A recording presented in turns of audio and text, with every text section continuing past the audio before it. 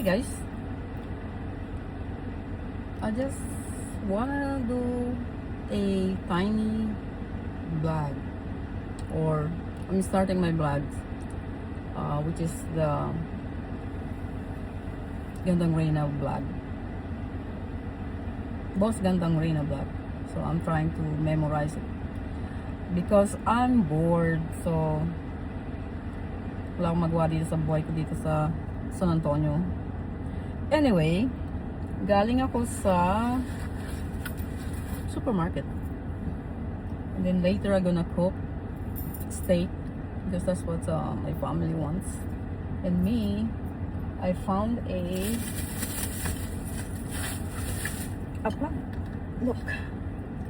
Yay. Yan. This is $39, which is cheap because the last time I have the first time mayroon akong ganito rin yata itsura niya. I think $69 ang bili ko. Tapos ito $29. I think it's sales. Tapos mamaya papakita ko sa inyo yung isa na super laki na niya. And I need to transfer that sa soil talaga, sa ground. I'm thinking to the other house. Tapos ito palalaking ko rin siya ulit. Pag bibili pala kayo ng ganito, ng Monstera, ang titignan ninyo, ito katulad nito, yan o. Yan. Ibig sabihin niya may baby na siya. Pag lumaki na siya ng konti, ayan, mayroon nakaabang na another baby. Ang tawag ko dyan, baby niya yan. Ito, galing to dito. Yes, galing siya dito. Kind of like that. Tapos, ayan. Lumaki siya. Which is ito siya. Yan, mayroon siyang magiging baby agad. So, kaya siyang pinili ko. Dalawa lang sila kanina.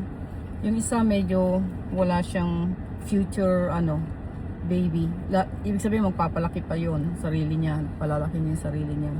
That eventually magkakaroon siya ng sarili niyang baby. Pero ito, meron siya agad. So, tapos may ugat na siya doon na maliit. Yun ang titignan niyo pag bumibili kayo ng ganitong klaseng plants. Kasi, para mabilis ang paglaki at makikita niyo yung mga anak niya. So, saka, kung may makikita ko yung ganito, uniqueness niya, yan parang fingerprint niya.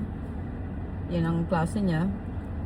So, very rare lang na para rin siyang fingerprint, I think. Kasi, kahit pare-pareho silang Monstera, iba-iba yung